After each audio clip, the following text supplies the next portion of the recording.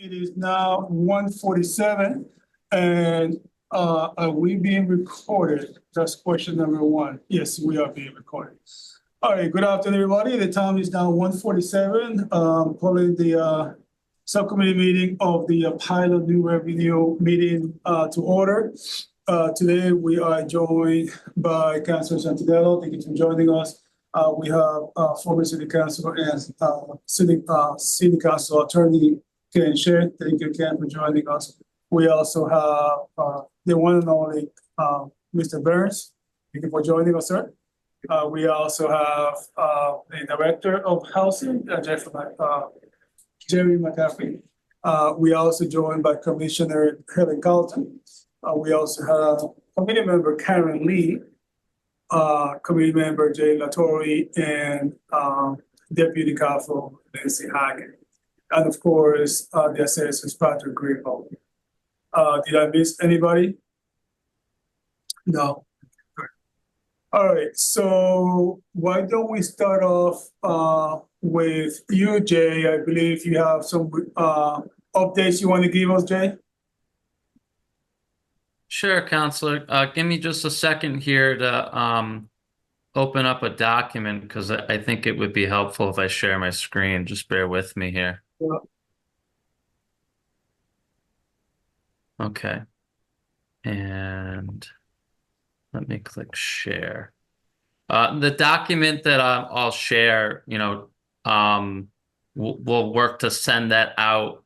We had shared kind of an initial, myself and Karen had shared an initial set of documents we wanted to share to the larger group of Counselor Davila. And once that gets, reviewed by him, we'll make sure to get it out to everyone. Okay. Can you all see my screen? Yeah.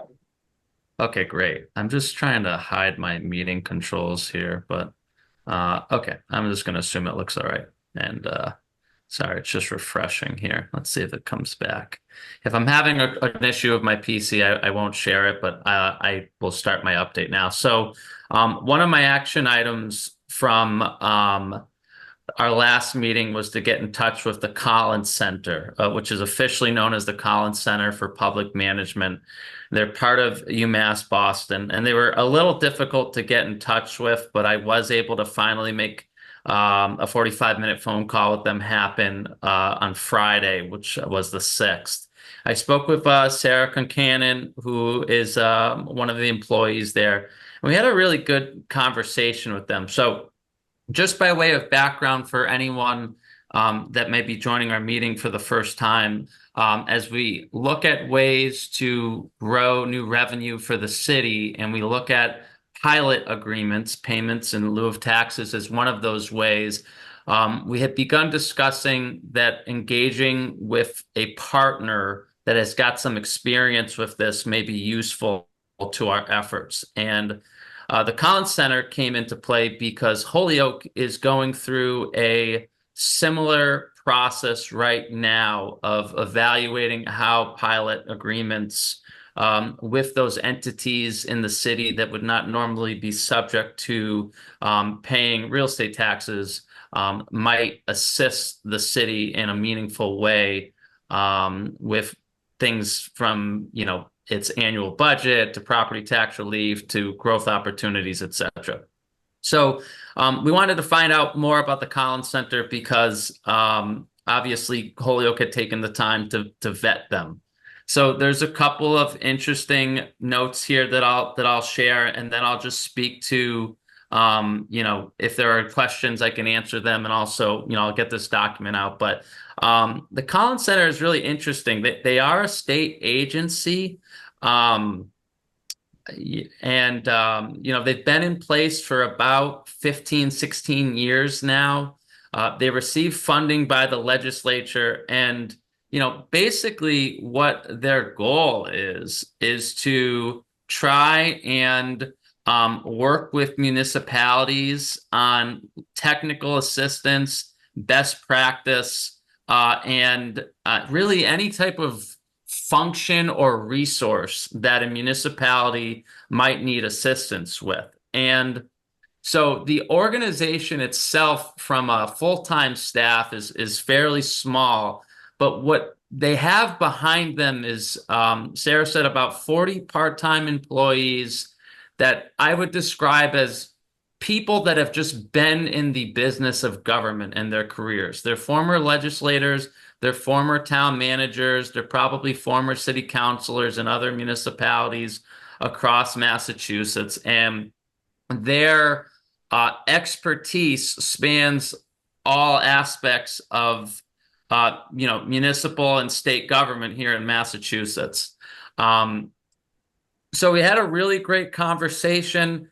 The one of the big questions that I think everyone wanted to know was, does the Collins Center, actively work to secure pilot agreements? Do they have experience with it? And they did let us know that while they have staff members that have experience with executing pilot agreements in their own municipalities, this is actually something fairly new for the Collins Center.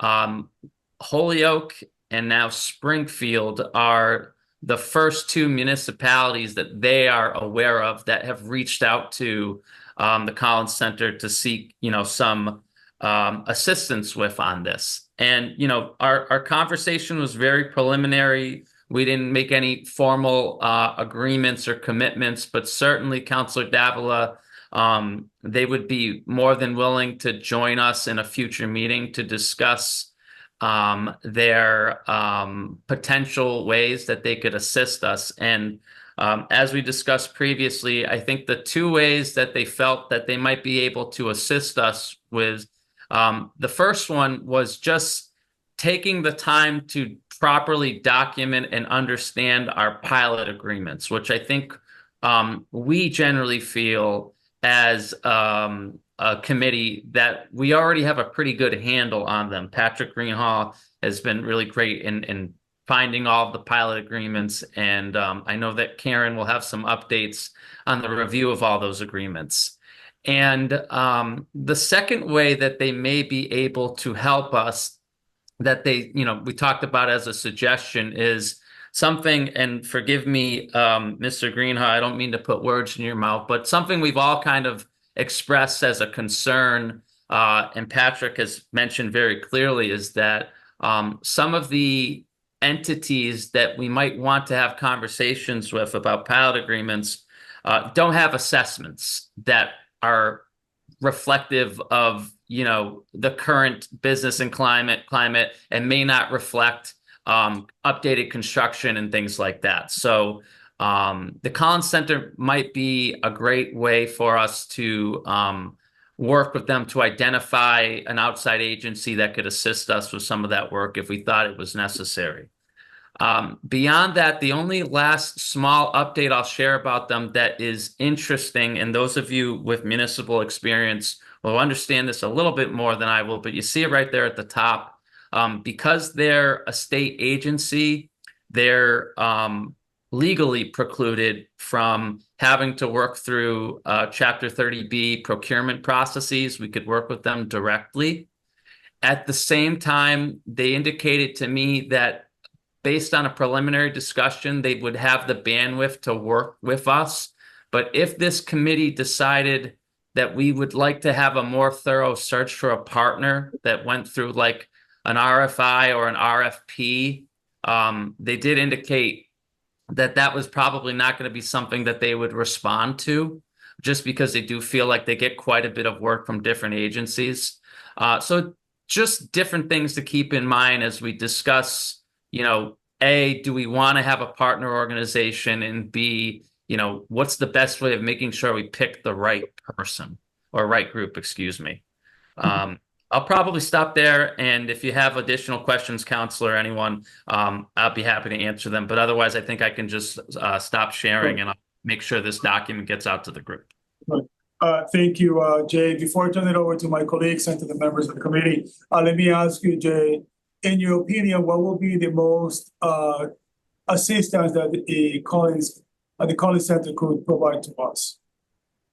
Well, I think it would be very helpful to have an independent lens on some of this from people who have, negotiated some of these agreements. We had a really good conversation about something that that we've already tried to put together, which is the framework for a more permanent committee that's going to be looking at the best groups to ask to work with us on a pilot agreement, how to make that ask, who should be the group or individuals that are making that ask. Another thing they brought up that I thought was really helpful and important for us to know is that in their experience with this type of work, sometimes it's not about catching the biggest fish in the pond. You need to start with a couple of small guppies, so to speak, and start to build some momentum. So I think that could be really useful for us to look at, along with something that we've talked about initially, but looking at the initial assessment of all the properties, whether it's $5 million or over or $15 million or over, and just trying to come up with like a formal idea of how much we realistically could grow in revenue through agreements. Because she was really honest with something that I think we all know is that we're not going to get every entity that we engage to agree to a pilot agreement. That's not realistic. So I think they could help us with some number crunching to kind of set some attainable goals. Thank you, Jay. Does anybody have any questions? Anybody from the chambers? Councilor Shea? Is there a cost to this, the agency? That's a great question, Mr. Shea. So I believe when I saw Holyoke announce that they were going to have a relationship, I think they were paying like an initial $12,000 in what you might call consulting fees.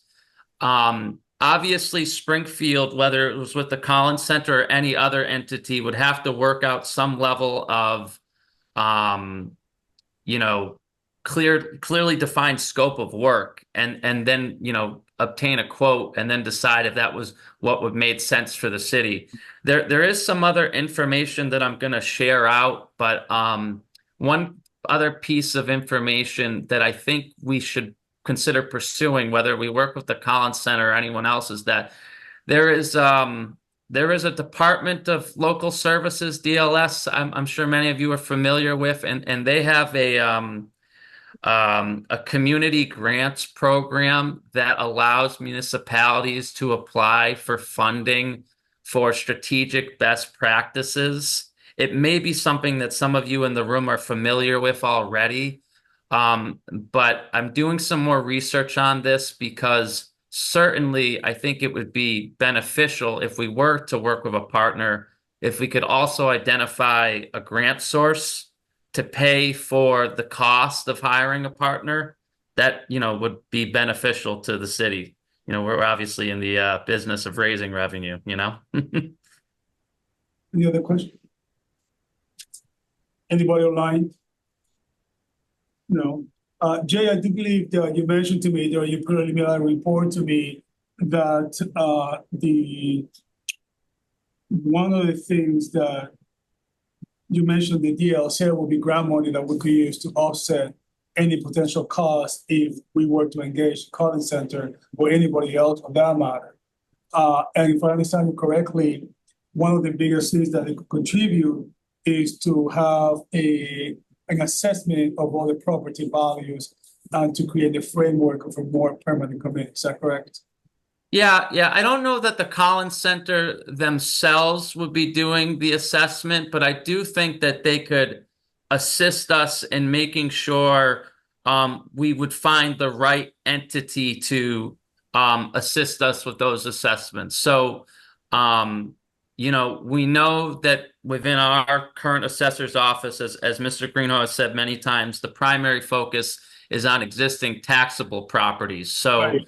If we're going to get the right assessments for non-taxable properties so that we understand, the current true assessment value, we have to decide, what are the resources that we can handle within the city of Springfield, and where might we want to work with a partner? I think we've talked about before, like assessing Bay State, assessing Western New England, assessing AIC. Those are probably massive undertakings that Right. working with a partner could be very useful. I'm certainly not an assessor myself, but I think that's where they may have some suggestions. And perhaps, Patrick, you would have recommendations as well, seeing that you're in this line of business. Patrick, if you have any thoughts, I'd love to hear them. Sure. So it's definitely a concern of mine that we may not have the most updated information on all of the exempt properties. That is certainly within the wheelhouse of the assessor's department. And it is a project that we can absolutely take on. The issue is this is not going to be a short term, we're going to get all of this done in 3 months or 4 months. It's definitely a longer term project for our department if we wanted to pursue this. Right. Thanks. All right, thank you, Patrick. This is just a question through the chair. I'm sorry, Mr. Chair. Absolutely. These nonprofits do have to file documents that assess the value of their properties and their revenue, correct? Is that information not held someplace for public consumption or for the purposes of these organizations that we're talking about? Patrick? Yes, so they do have to submit annual forms to us, but it may not necessarily be an accurate depiction of what is the full and fair cash value of the property. So yes, we would certainly have the information that they do provide us, but just like any other sort of commercial property, they may have an opinion of value that's not necessarily what we would define as full and fair cash value. Again, don't they have to report this to I guess I'm thinking of taxes. I'm thinking of, report where you have to report property value and or cash value. Is there not a concrete place that these are held? Yes, they have to report to the Board of Assessors annually on a Form 3ABC. This is for charitable organizations. That does include information. Now, I will say I don't know if the Form 3ABC is public or not, but we need to make sure that our property record card is updated with the proper information. How many square feet is the building? Do we have all of the current permits and things like that? So no, it's not as easy as being able to just go to the information that they provided us with a grand total of what their opinion of value is. Because as we see for like commercial properties, their opinion of value may not necessarily be reflective of full and fair cash value, which is our legal standard. One thing I can add to that, if you are alluding to this, Helen, is they do have to file the IRS. I think it's Form 990, and those forms are available online, and I've linked them in the documents of the assessed pilot programs document, where you can click on a link and look at a location where those IRS forms are for public viewing as well. Thank you. I guess that's what I was referring to. I'm on boards and commissions of nonprofits, and we have to file that 990 every year. So that would seem to me that would be a starting place to be able to do some kind of assessment of value. Thank you. But thank you, Karen. Thank you, Commissioner Carlton. Jay, anything else to report? No, not at this time, Counselor. Thank you. Thank you, Jay. Councilor. Yeah, through the chair. I noticed on these documents that you sent that certain businesses like Bay State Medical, for example, has single and multi-family homes that they control. Am I reading that wrong? Karen, do you want to speak to that? Sure.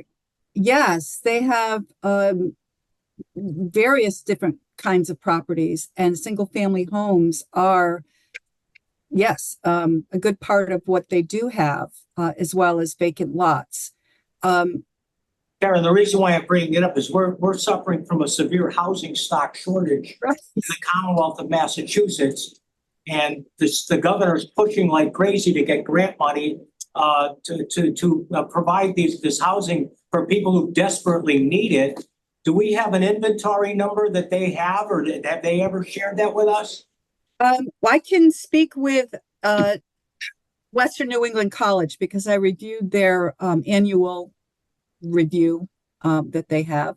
They have 25 single-family homes owned by Western New England University, as well as the 100 units of apartments at Gateway Village that they use for their students that they purchased some time ago. So right there, that's 125 units of housing, right? And then you have other colleges like AIC that might have housing Yep. in their control, Same basic, thing. medical, all these other educational. I think that's something we really should explore because of this housing crisis. Thank you. That I'm looking at that as well. And when we talk about community benefits, maybe there is something that they can do to release these single family homes. And I mean, they're offices, basically, like the communications office has a little house. Don't they have room in their college somewhere for it? So they keep taking the property out of the public domain, and it intersects with our lack of housing, and they don't pay any tax on it. So it's really a win-win for the college, but as a community, it impacts the open space, it impacts housing, and a lot of it. So I think that's a really important issue to review when we look at a possible pilot program with the colleges and the hospitals. Thank you. Thank Thank you, you. Mr. Chairman. You're welcome, Councilor Santinello. Jay, thank you for your report. Moving on, today on the agenda, we have Commissioner Carlton and Director McCaffrey. In the last meeting, we discussed not only about the pilot agreements, where we are, where we want to be, what kind of a framework we want to give this, is was kind of shaping the framework. But also I postulated that in order before we make any ask with any of our partners, because I'm calling this the charitable contribution and nonprofits, our partners in the city, that we need to fully understand what our real needs are as a city. Of course, I could sit here and tell you pie in the sky, I tell you the way I think things should be, but that's not my style. I really want to know what's really happening, what are the real needs. And I think as a city, we really need to understand what our needs are. And today we have invited both Commissioner Carlton from the Human Services and the Director McCaffrey to give us, in their perspective, in the professional opinion, what is the real need that they have, the most urgent need, in which our partners can help them better service our residents, and to have the city come back again to its full potential. So with that being said, in no particular order, maybe Director McCaffrey, would you like to go first?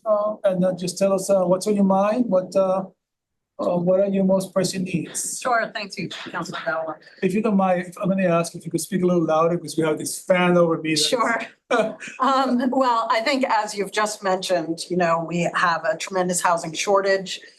We are working very hard to increase the amount of housing in the city. It is expensive, even though both housing for sale prices and rents have increased fairly dramatically since the pandemic. Still, there is a big gap between what it costs to develop housing and how much a developer makes by renting or selling the housing. So we are constantly looking for funds to fill that gap. We are both missing enough housing, rental and for sale, and the housing we have an old housing stock. We have lots of need for repair. So we have the need to, we have a lot of older multifamily housing, especially in the downtown area that needs extensive rehabilitation. Particularly many of the properties that were owned by Springfield Gardens and have sold. Those are in pretty poor condition, many of them. Developers are coming in and saying sort of, we're just gonna, keep them going with the rents we have, but they really need much more investment to be able to be quality housing. In addition, homeowners, we have a lot of low-income homeowners who can't maintain their houses. It is something that the housing department is always seeking competitive grant funds to be able to increase the amount of money we have for people to make home repairs. So that is another enormous need and one that is just, people are needing things like roofs, their front porches are falling off, they have foundations crumbling. They're often pretty serious issues that make us and them at risk of losing the housing eventually. So, just to be clear, the city currently does not have any program to that magnitude? So we're off, so we do not have anything. We have a very, very small emergency repair program right now.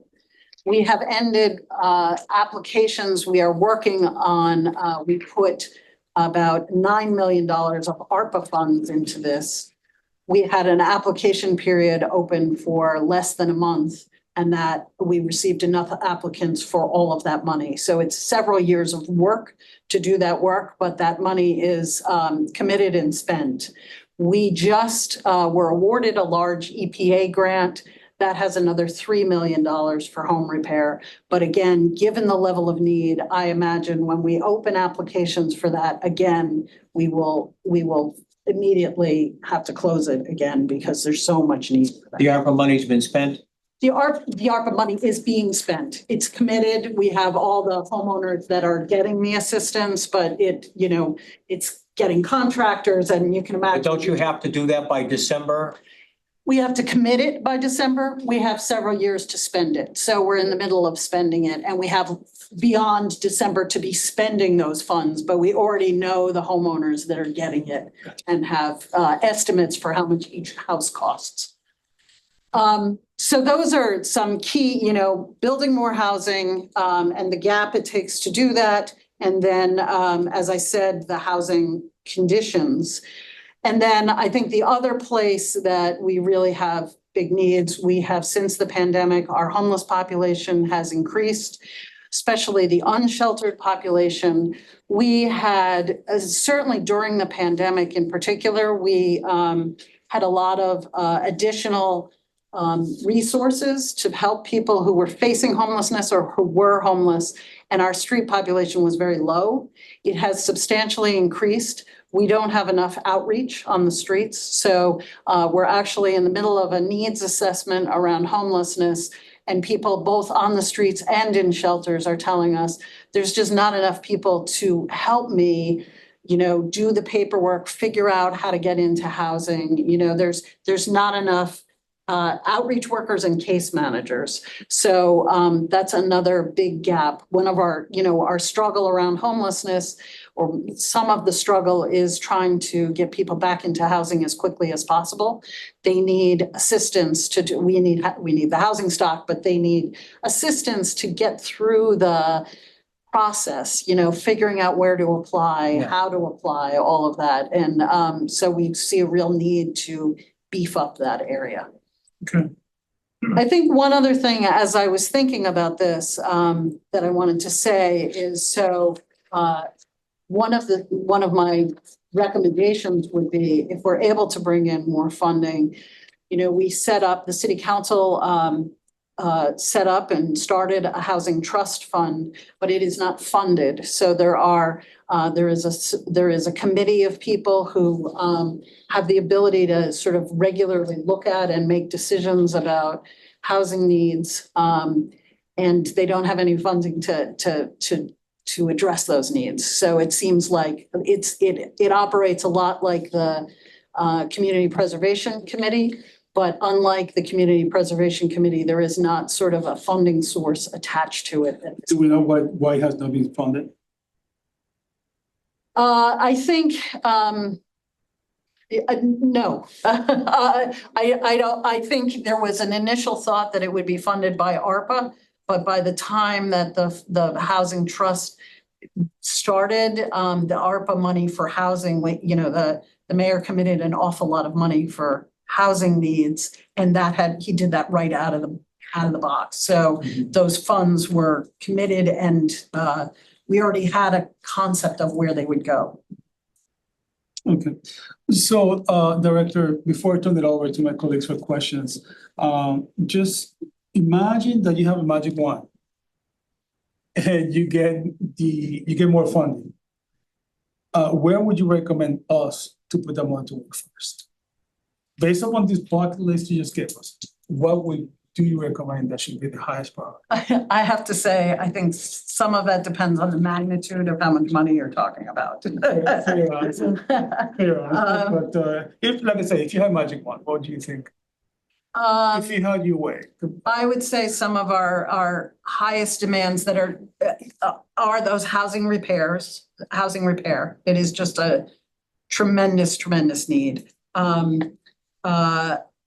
I think housing development, and one of the areas that we're always a little bit delayed, the projects are delayed because we're waiting to accumulate the dollars, is some of the infill housing we do in more distressed neighborhoods. So when we're doing, we try to fill in the empty lots in Old Hill, and the north end and the south end. And that, I think that's a really high priority because it not only provides more housing, but it has a stabilizing impact in the neighborhood. So I would say that's the other area. And then for smaller amounts of money, I would think there are needs in the homelessness system that are, for a couple staff people or something like that, which is, again, a smaller need, but a pressing one right now because our numbers have really increased. I understand. Okay. Anything else you want to add, Director? No, thank you so much. Do you have any questions from the chambers? Council Santiago? Questions? No. Tradition? No, okay. Anybody for Patrick, any questions?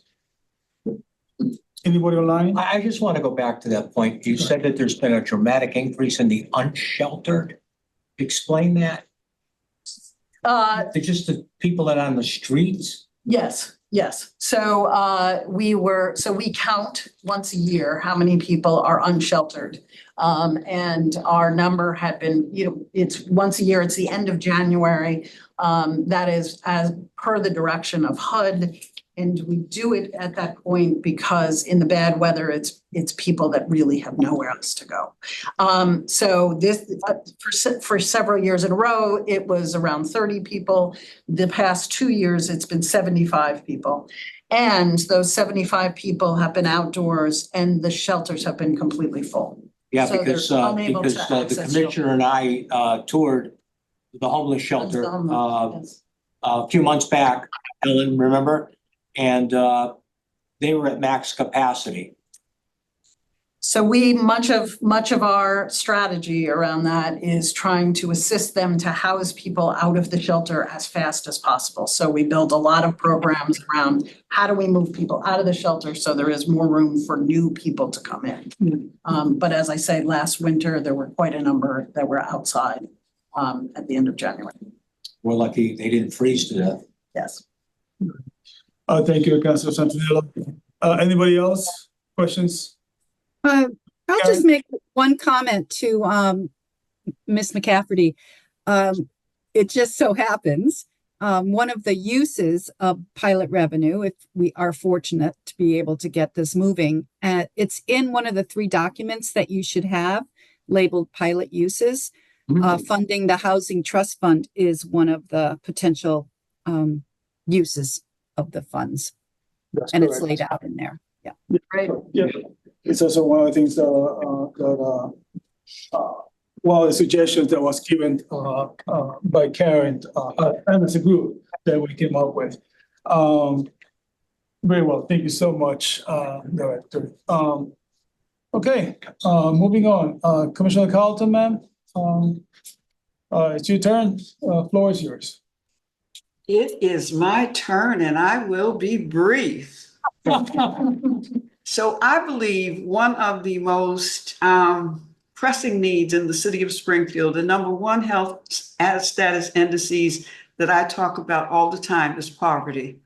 And so poverty in the city of Springfield, as you all know, is amongst the highest in the Commonwealth. And so the question for me is always, how do we help our residents get living wage jobs? How do we do workforce development in a way that's focused on skills training so that we're creating a pipeline to get individuals into living wage jobs? And so that's a part of the skills training that I believe that we need to consider as far as what I believe will uplift individuals. I mean, all of us know that when we have a job, we feel good about ourselves. We're able to take care of our families. Men feel better about themselves, women, children. It just uplifts an entire families. So I believe we need to focus on investing money in our family structures. We talk about our youth, but we rarely talk about our youth as connected to a mother, father, caregiver, foster parent, whatever that adult in the house is. So living wage job poverty, living wage jobs, focus investing in our families, investing in our senior population. While I believe we do an excellent job of through our senior centers of trying to promote equity for our seniors, we have so many seniors who continue to make decisions between their medication and paying their rent. And that we should not ever have to make a choice around. And I said investing in our youth.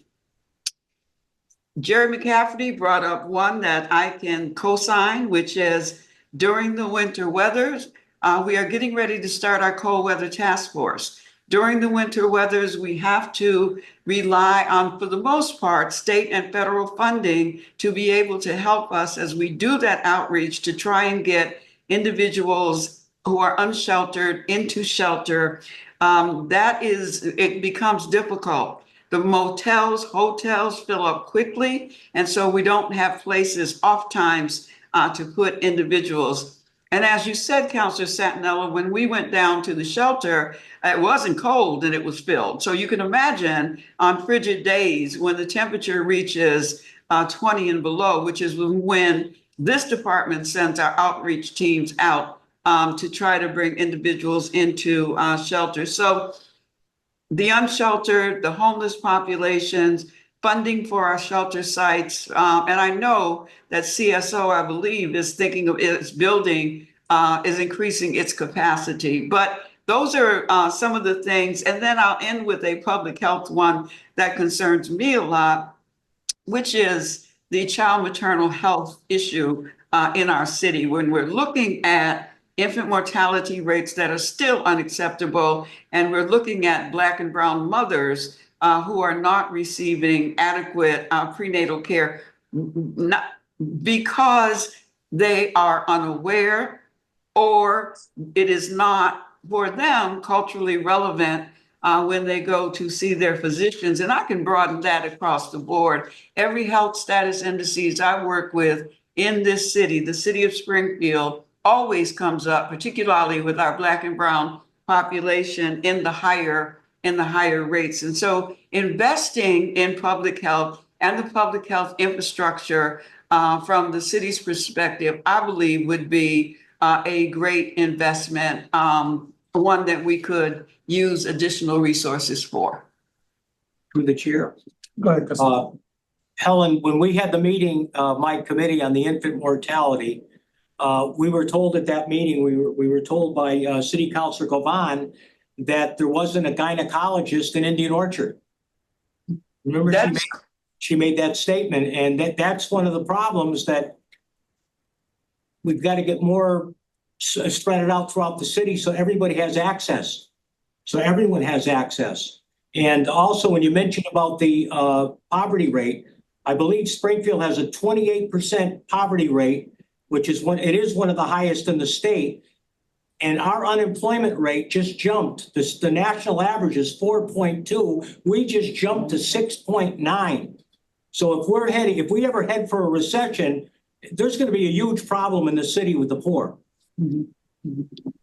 Thank you, Councilor Santinello. You are absolutely correct. And I do think it's broad. It's broad. I mean, clearly it's broad, but I do think we have the bandwidth to set up just as you set up this pilot committee, maybe to fold in a committee or an infrastructure that has us looking at those very specific issues, because I know all of us know someone who is struggling to pay their bills. And to your point, I don't know that this is going to get better in the short term. So we need to get our heads out of the sand and understand these people that separatist language. Individuals that we look at every day are really out there just really struggling. And if we had money to be able to invest, then I think that would be good places to invest it in. And when you talk about it's not politically correct, but let me say this.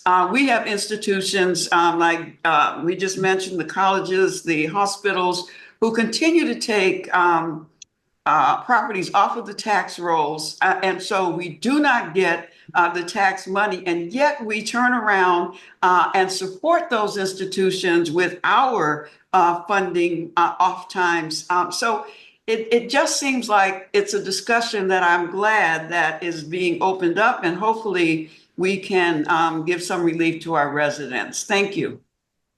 Thank you, Commissioner Carlton. Karen, before I get to you, I just have a quick question, because the second time that the housing comes up when the house is taking off the tax rolls. Patrick, question for you, sir. Is there anything that will keep us as a framework of a pilot? If a nonprofit entity takes the house off the rolls, okay, can we demand more payment than usual for it in lieu of taxes? Because the impact is severe, mainly housing. Fortunately, it's voluntary, so I mean. So how can we go? I think Patrick could probably speak to Patrick Greenhall that it's a charitable organization that really would have to go through the pilot program, correct? But are we capped at the 25%, or can we demand more than 25%? In a second, if I may. Yeah, Patrick? Sure. So again, this would all be voluntary, and it's whatever this committee decides to create for the policy. So if that is the will of this committee to establish something like that, that is certainly within the discretion of this committee. All of that said, this is all voluntary. I understand that. So in your mind, Assessor, do you think, because I think in my mind, there's a bigger impact when a house is taking off the rolls, of the tax rolls. Not only the direct tax implications, but also there's a family that could be living in that house, right? And we know a lot, oftentimes, unfortunately, some of these houses become buffer zones. So my question is, can we establish a different rate for a house versus a nonprofit, a building that is used for a nonprofit for different use that is not housing? Sure. I think the committee can establish those rules. Okay. So I think that would go to maybe the community impact point, and maybe you can look to that as some kind of scale. And as long as it's applied consistently and evenly, I think that would be okay for this committee to create that type of policy. Thank you, Patrick. Attorney Shen? Yeah, I just wanted to state, the city solicitor asked me to come to the meeting. Yes. To make you aware, which you all understand, but clearly that no matter what we come up with, unfortunately, we cannot enforce the agreements from a legal point. They've tried to pass legislation in Boston for the last 20 years, and it never even makes it out of committee. So while we can put together, spend money with the Collins Center, but whatever you spend, we're gonna wind up with an agreement we can't enforce. Okay? There's probably some other ways to look at it, but I don't have those at the top of my head. But mainly, he wanted me to make sure, and I assured him that everybody here knew this, but just keep that in mind as you put it together, Right. that in the end, we decide we're assessing X dollars to Bay State Medical, and they say, well, we can't afford it this year. There's nothing we can do about it. But Point, if we don't move off the dime, right, then we're still in the position we're in now. yeah, I think, Great. Don't we have a pilot system in the city now? Attorney Shade, we do have the remnants of a pilot. There has been a lot of problems. One of the things that we identify very quickly is that those pilots that are currently in existence, once they do expire, that nobody goes back to them and say, hey, would you like to re-sign up for the pilot? So that's the thing that we identify very quickly. And we have Jay and Patrick, Assessor Greenhall, working at their pace to tie up that loophole. As you have pointed out, we are all aware this is a voluntary program. My understanding is that Patrick, Assessor Greenhall, correct me if I'm mistaken, but I do believe that all the existing pilots are contributing as they agree. Is that correct? Yeah, as far as I know, yes. So my expectation will be that they will continue. I cannot foresee any of the big players making a commitment and not living up to the commitment. I just, in my limited mind, I just cannot see that. And so, but you're right. I also think Attorney Shea, point well taken, duly taken. However, it reminds me of that old saying that it takes money to make money. I'm not saying that we are going to approach the Collins Center, but hey, the way I'm looking at it right now, if we can get free money, I use other people's free money. I don't have any problem with that. And so, but everything is in the initial stages. We're really trying to wrap up, dot all the I's and all the T's on this, because as the mayor has, I've spoken with the mayor before on this issue, we need money. And so but point well taken. We understand that. So, Karen, did you have a question? I believe you raised your hand. Yes, actually two things now. One to Helen. Thank you for mentioning the child maternity health issue and the infant mortality, because those are the kinds of community benefits that we can help with the hospital, right? Because they have to, as a hospital, they have to give a certain amount of community benefits in order to keep their nonprofit or non-tax status. So they have to do community benefits.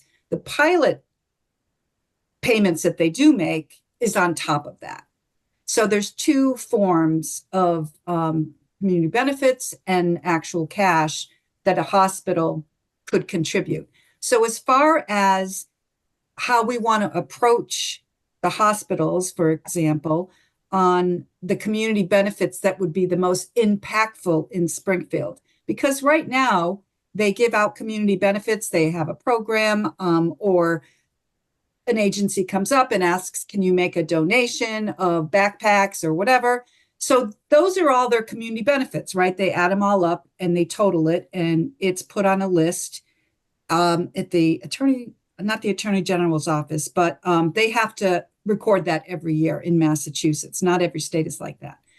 So we could request that programs are developed, like the infant mortality program, for example, or getting a gynecologist out to Indian Orchard.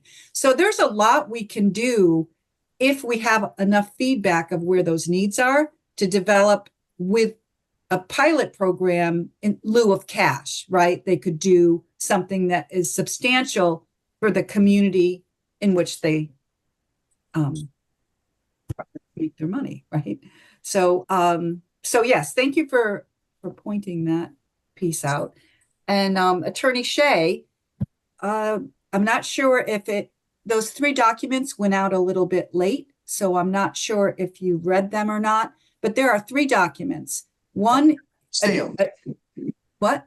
I did see the documents. You did or did not? I did see them, yes. Okay, great. So this committee is fully aware that it's a voluntary program. He just wanted me to emphasize that. I'm not coming in to tell you something you didn't know. Yeah. And so over looking at the assessment of all of the 15 pilot programs that we do have, I think someone mentioned it's a good chance that they will re-upped. But each of those agreements, those 15 agreements, are vastly different. And I do have a lot of questions on those that maybe Patrick could answer.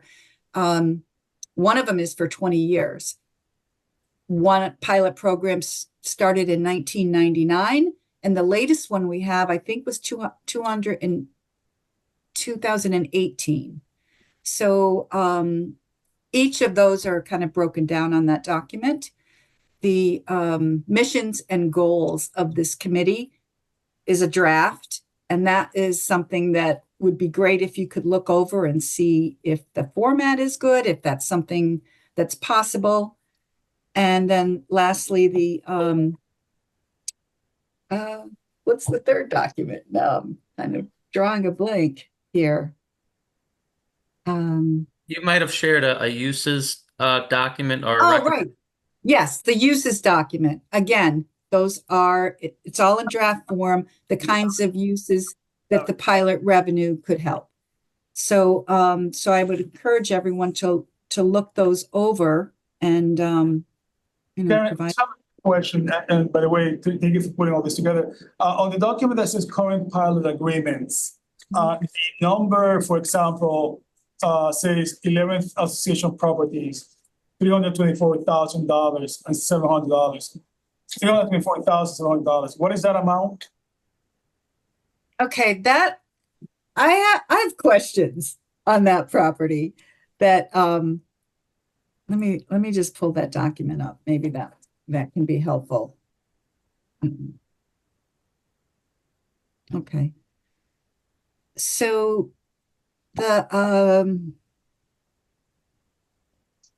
association properties, and this question is for anyone, Patrick, if you could help here. Is this the parent company of all of these other association properties? Does anyone know? I know what these are. Oh, great. So the Mental Health Association, which also has several, has a subsidiary that owns property and has other subsidiaries. I believe all of these are ultimately subsidiaries of the Mental Health Association. And just looking quickly at what their uses are, it looks like they're all group homes of some nature. Right. So this one, it was just a little difficult to kind of review it because I was unsure of the status of this. What is that number supposed to reflect? What, 324? Yeah, thousand. Oh, that's the assessed value. There's a key up here where it says the bold numbers equals assessed value of the property. Gotcha. And I believe, Patrick, okay. And that's according to the list that Patrick sent out of the properties and the assessed value on each of them.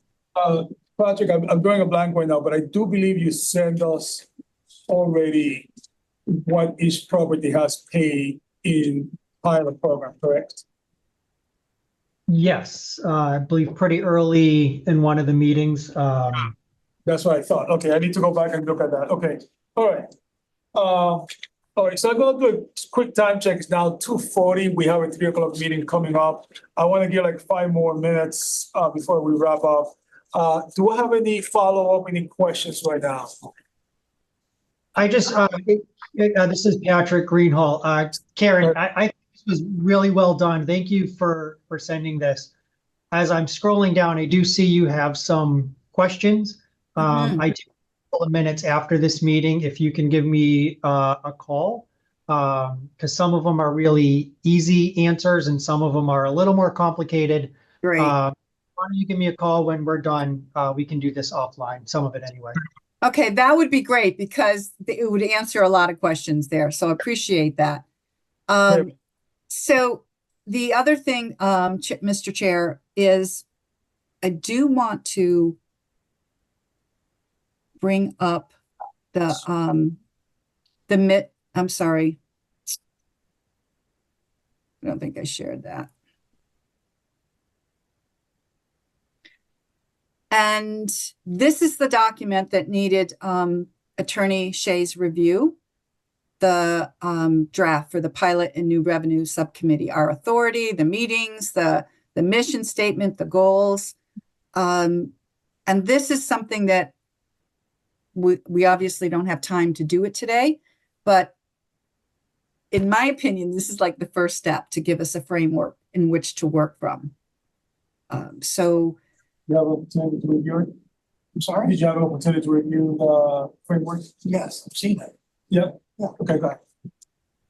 I wonder, just if I butt in, I don't know, it's something this committee could do, but it would seem like a lot of these little businesses are using the 501(c)(3)s, and maybe we should go to the state, find a way to tighten up the requirements of what it takes to become 501(c)(3). I mean, I don't want to pick on the poor little boxing business, but you know, there's these little businesses that are in here that they file a 501(c), and next thing you know, they're not pay taxes.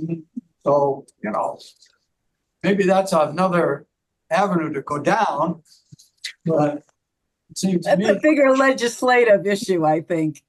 I'm sorry. That's a bigger legislative issue, I think. But Yeah, absolutely. Just like getting this passed in the legislature. All right, so, but in terms of, did you have any comments in terms of the actual, no, it looks fine. it looks fine to you? Well done. Yeah. Okay, very well. Karen, you got 2 accolades today, good for you. Okay, so do we want to see about maybe voting on this next time so that we can formalize? And if there are any other recommendations, So this what is a draft. The I- format might need to be changed, so. So what I'm going to do, I'm going to have 2 meetings next month instead of 1. I want to have one just to talk about this, the draft and the mission statement. So just to give robust conversation if there needs to be. And then I want to have another meeting, which I'm calling the need finding phase. That's the action item. I think what I heard today is that we need to talk to the redevelopment authority.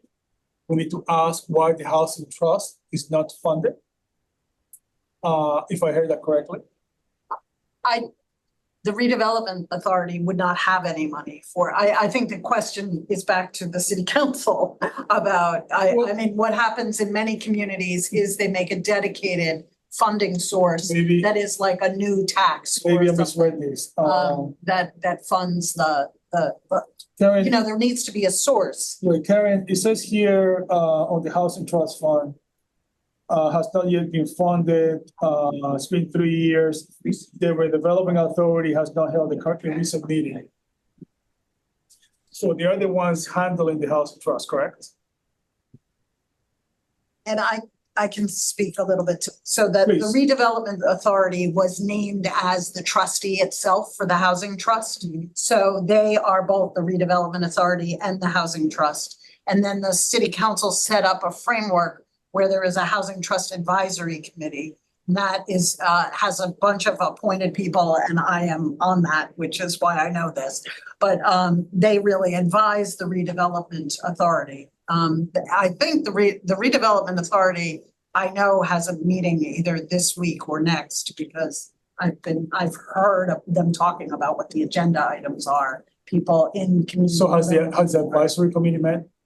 The advisory committee has not met since last spring, because there really has not been much to advise on without funding. So we need to get What the somebody committee here. is going to do is do some work around housing planning, but there's no money. Understood. yet. The So, other thing I should mention is the advisory committee is now missing 3 members, because the city council, there was a city councilor who is no longer, who was one of the members. There is a nonprofit who the director was a member and left. And there is a third person who I'm not thinking of, but like also someone who left their organization. So there's 10 members and it's down to 7. Okay, so we need to get somebody, physical person here to that we can talk to. I think that's important. Is she raising her hand for a question? No, One other thing, Jerry, that we're looking at with the housing trust is also the linkage fees. And Springfield hasn't instituted a linkage fee for any of their housing, but that is for market rate houses or developments that we could attach a linkage fee to those units. So And Karen, that linkage fee could help fund the trust. what I'm going to do, go ahead, sorry. I do just want to say a linkage fee is typically in a hotter market than what we have. We don't have a lot of private development. So if there's not developers funding without government or developing housing without government assistance right now. So you'd be upping the cost for them to develop and they have our hand out to us to fill in their gap. So it's not really a revenue possibility here. So I think somebody from the CPA, Karen, I did notice you make a very strong point about the CPA losing revenue. And I know there has been a lot of programs, projects that they wanted to fund, good work projects that had to be put off. And then I also think we need to get somebody here from the police department to tell us their need, because that's another department that I think we need to hear from. So I'm going to be inviting those 3 people to come to the next meeting. Again, I'm going to have 2 meetings next month. One for the need finding mission, and then another one that we can talk about specifically the framework. Have a robust conversation about the mission and for the committee. Okay, I do have to say I have to double check my calendar. I think I have to change the date. Don't hold me to that yet. I will get back to all of you. It's up in the air right now, but I will keep you aware. I'm going to try to keep it to the Mondays like we usually do. Okay. With that being said, do you have any questions, comments, concerns, thoughts, frustrations? I got a lot of those.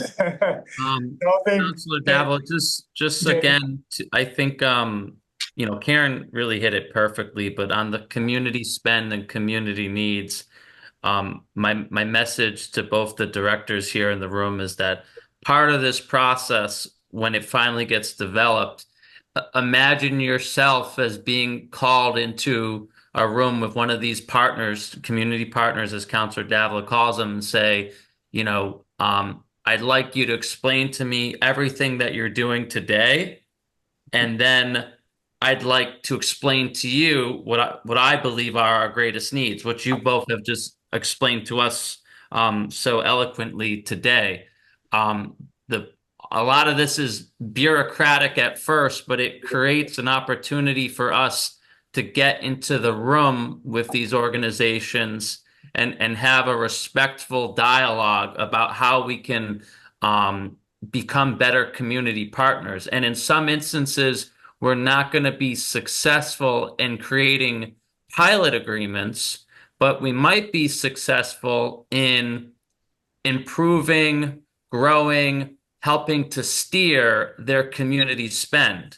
And those things will be wins for the city and its residents, even when we don't necessarily execute formal pilot agreements. So I think, as I said before, this whole process gives us the opportunity for the government of the city of Springfield to kind of explain, the story of Springfield from your lens, to these major community partners. So it's a great opportunity for us. Very well. Thank you. With that being said, thank you, everybody, and thank you for your input. I will say briefly, Jay, before I forget, can I entrust you, please? Seriously, thank you. Thank you, Director. Just kind of reach out to DSL, DLS, sort of figure out what the process is, what For are the the, grant funding, Counselor? you're correct, yeah. Yep, that's on my notes. Absolutely. Yes, we can start doing that. If we can get free money, more power to us. With that being said, it is now 2:52. We have a 3 o'clock coming up. Unless there's no questions, I will see you all next month.